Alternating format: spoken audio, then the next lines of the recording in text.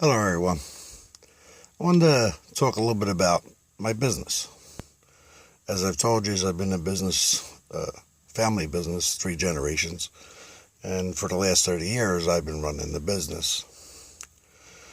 But what I wanted to tell you about was what I did to try to help the community and the people around me, and something I did with my businesses that were kind of unique. And this is something that, to tell you the truth, if the real wealth in this country and the people that can afford to really do this would do what I did, we could really help this country get back on track. My accountants and financial people that I dealt with, and in all the years in business, different things, have argued with me for many, many years that my payroll is way out of whack based on the business. Now, anybody that's been in business or runs a business or knows about business knows there's percentages everything works off of. And if you're not within them percentages, as far as payroll, liability, assets, different things, if you're not within the percentages, then, this hurts your business. So there is a model you run by to make sure you make a good profit and be successful. But I've always overemployed. Had way more help than I needed for what we were doing, business-wise. But all that was really doing was taking more profits out of my pocket. It wasn't depriving me from living a decent life, and I wasn't living in lavish, but I was living better than the average person. And I didn't have any problem with that. As a business owner, for me, and my customers would verify, my customers loved the death out of us. The last video I did, I had put up with us playing some music, and my guy did, number one guy dancing over there and all.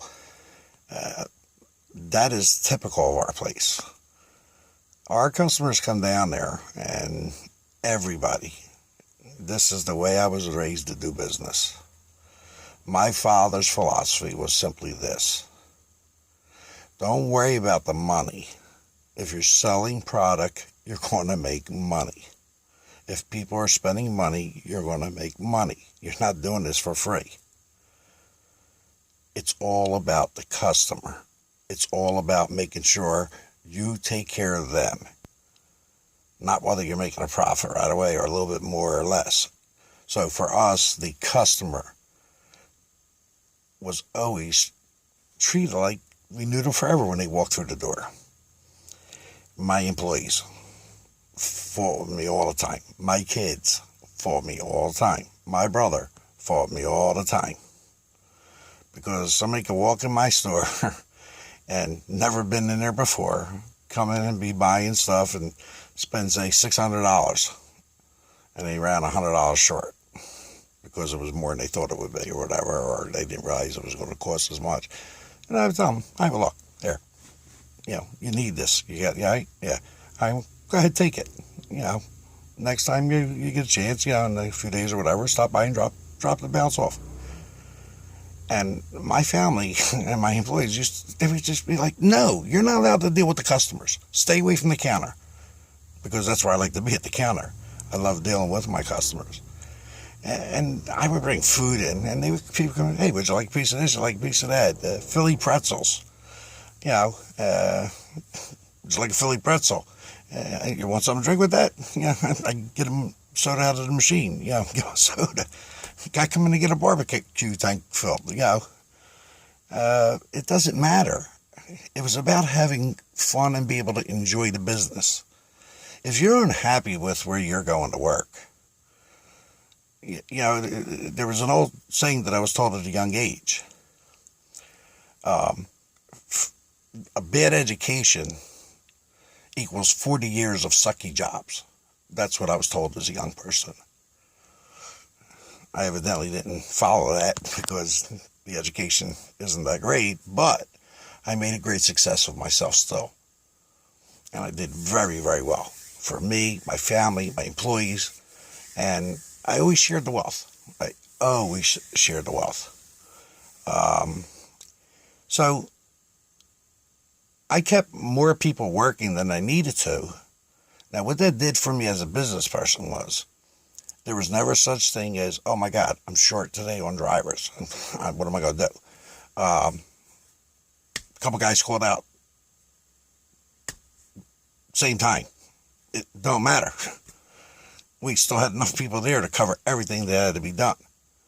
So a good portion of the day, some of my guys, they just hang out and bullshit and clean up or wipe shelves or, talk on their phones. I mean, there's so many people there working that nobody has to kill themselves.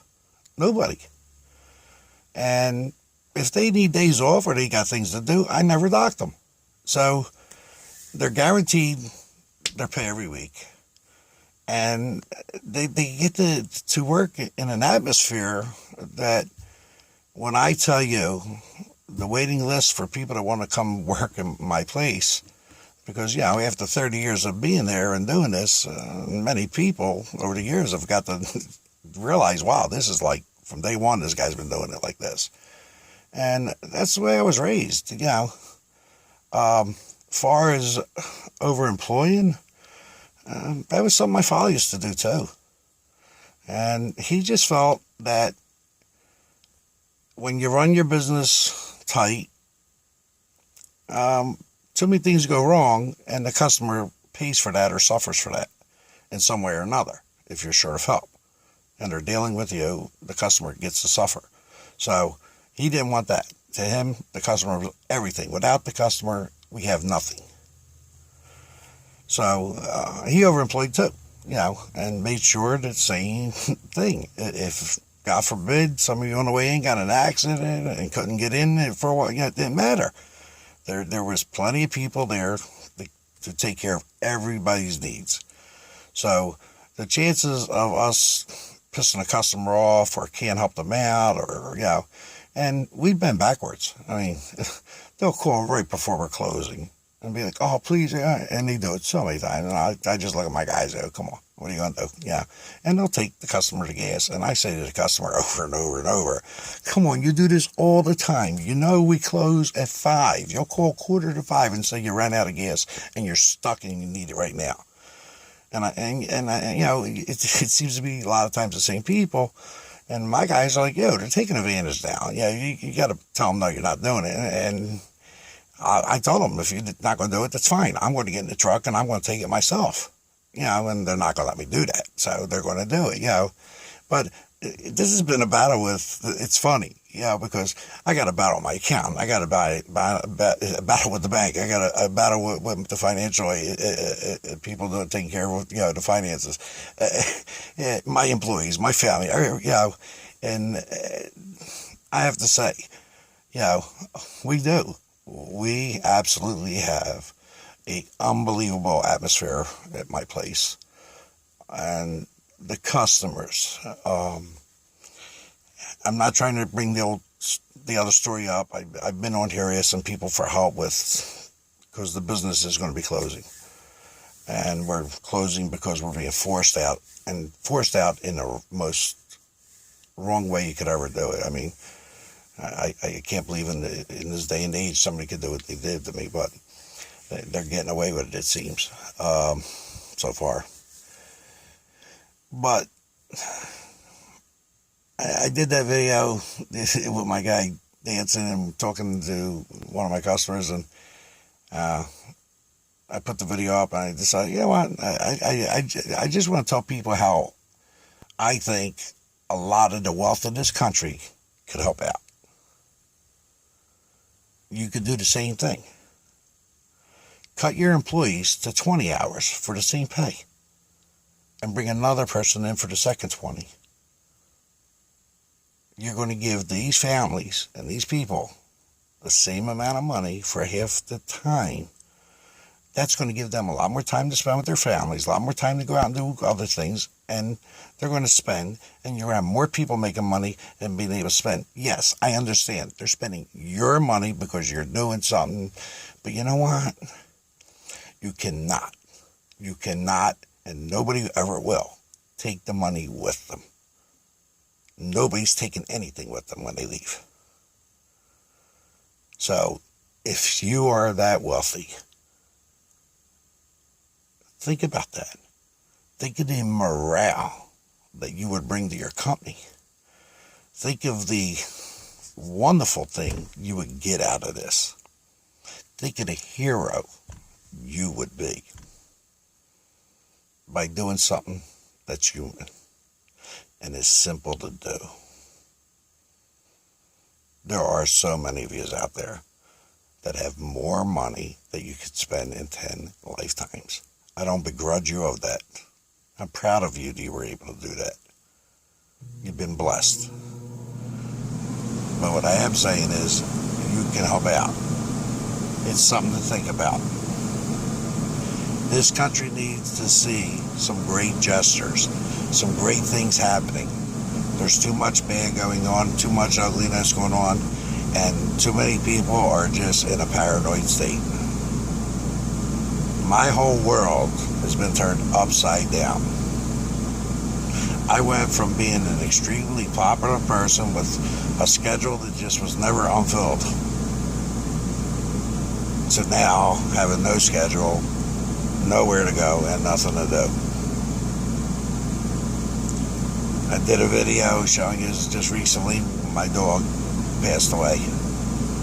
And just in case anybody really cares out there, I had some friends help out financially, and I was able to get her cremated, and she was put in a beautiful, beautiful engraved box and her name and everything, and so she was well taken care of. She took very good care of me, and since I've been going through all this craziness, I realized, but I didn't realize that she was being such a friend to me.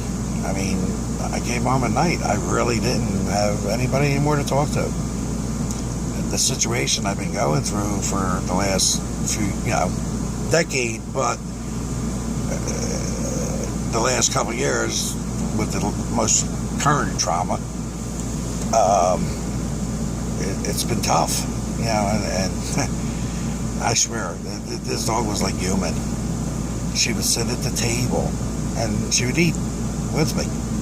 She'd sit on one side, I'd sit on the other, and I'd eat my dinner, and I'd put stuff on the plate for her, and she would eat, and clean as could be. Nothing got on the table, she didn't make a mess. I mean, I'm telling you, the dog was just loved it. She slept with me at night. She always wanted to lay on my shoulder. I could talk to her, and she would look at me and cock her head, and like she understood everything. I mean, she was a big help to have at least her to talk to, and that's why I said when I did the other video that when she passed away, I just said, "Oh my God,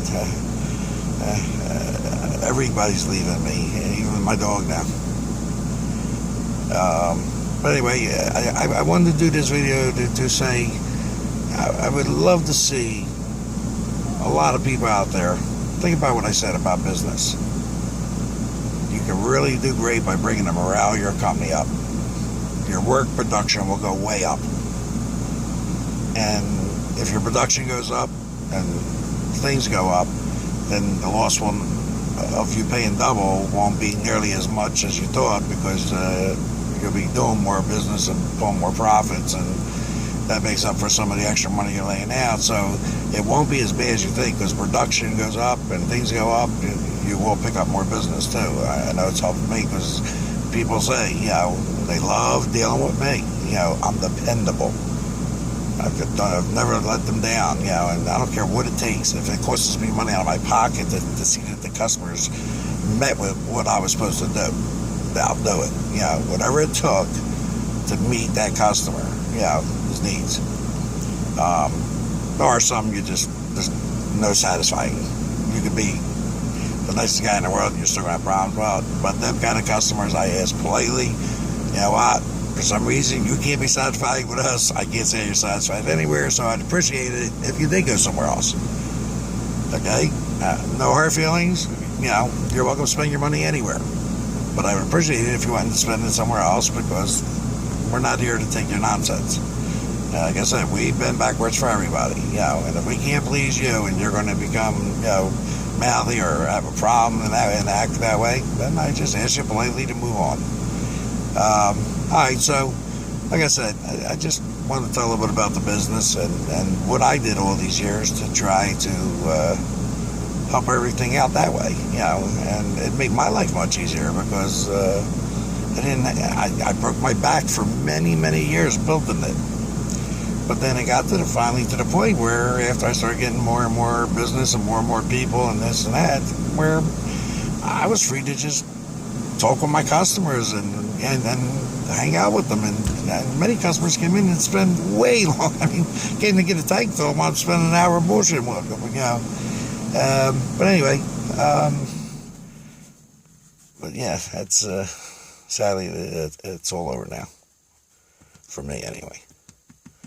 All right, everybody. So, I had said before, I got a bunch of ideas that I think would help this country a lot. And this was one of them. Yeah, this is where the wealthy can really help out here big time. I have a lot of other ideas I'd like to do, and, you know, I just might do more videos to talk about them ideas, because I've been told by many people I've told them to that they just think they're really, really good ideas. And it's a way to help the whole country, you know, help the country start to heal. But anyway, thanks for listening. As always, God bless you, whatever you believe in, and hopefully you're finding a little bit of happiness in these hard times. I really hope you are. All right, everybody, take care, and thank you for listening, as always. God bless you, and good night.